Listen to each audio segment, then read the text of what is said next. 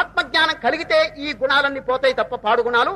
ఆత్మజ్ఞానం లేకపోతే ఏ కోపమో అసూయో ద్వేషమో కొంచెం కొంచెం బాకీ ఉంటుందండి.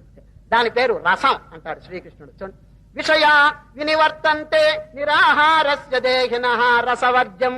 అది బయట విషయాలన్నింటినీ మీరు వదిలేస్తే అయ్యా నేనంతా త్యాగం చేశాను అనుకోవద్దు. ఎందుకంటే వాటి సంబంధమైనటువంటి రసం అంటే వాసన ఉంటుంది. ఆ వాసన పోతేనే తప్ప వాడికి మోక్షం కలగదు. ఆ వాసన ఎట్లా పోతుంది? పరం దృష్ట్వా నివర్తతే. ఆ ఆత్మస్వరూపాన్ని ప్రత్యక్షంగా దర్శిస్తే తప్ప, సాక్షాత్కరిస్తే తప్ప ఈ రసం పోదంటాడు. రసం అంటే వాసన.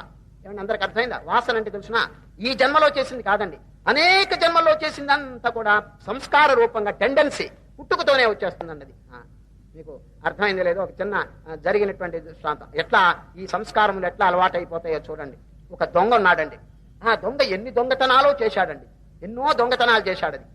వారికి ఈ దొంగతనం మీద ఒక సంస్కారం ఏర్పడిపోయిందండి. ఒకనాడు ఏదో పెద్ద పాడు దొంగతనం చేస్తే అరెస్ట్ చేసి విచారణ చేసి 10 సంవత్సరాలు జైల్లో పెట్టారండి. 10 ఏళ్ల శిక్ష, జైలు శిక్ష. ఆ 10 సంవత్సరాలు ఉన్నాడండి జైల్లో.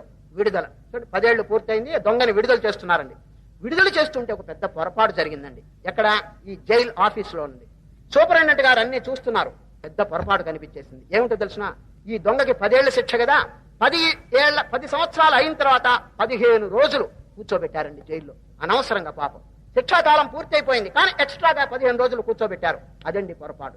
సూపరింటెండెంట్ గారు చూచారు. వరి ఎంత పొరపాటు అయిపోయింది, గుమాస్తాలు సరిగా చూడలేదే, 15 రోజులు ఎక్స్ట్రాగా వీడిని పెట్టారే అని వాడు దొంగని విడుదల చేశారండి. పోతుంటే సూపరింటెండెంట్ గారు పిలిచారు, దొంగ రా మా ఆఫీసులో నీ విషయమై కొంచెం పొరపాటు జరిగింది. ఏమిటన్నాడు.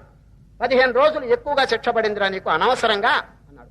అప్పుడు దొంగ ఏమన్నాడు తెలిసిన, సూపరింటెండెంట్ గారు మీరేం కంగారు పడబాకండి, రాబోయే శిక్షలో తగ్గించుకోండి 15 రోజులు అన్నాడు. వాడు చూడండి 10 సంవత్సరాలు జైల్లో ఉన్న దొంగ బుద్ధి పోలేదండి. వాడు వెంటనే చెప్పేస్తున్నాడు ఇంకో దొంగతనం చేస్తాను అని. చూడండి ఇప్పుడు విడుదలైనాడా, ముహూర్తం అయం ముహూర్తస్సు ముహూర్తమస్తు ఎక్కడో లగ్నం పెడతాడండి. అది ఇప్పటిది కాదండి, అనేక జన్మల నుంచి దొంగ సంస్కారం వాడికి వచ్చేసిందండి. వాడికి ఎక్కడ పోతుందండి? మీరు 10 ఏళ్లు కాదు 20 ఏళ్లు వాడిని జైల్లో పెట్టండి, దొంగ సంస్కారం పోదు. అదే శ్రీకృష్ణ పరమాత్మ రసం అంటాడు. విషయా వినివర్తంతే నిరాహారస్య దేహిన రసవర్జం రసోప్యస్య పరం దృష్ట్వా నివర్తతే.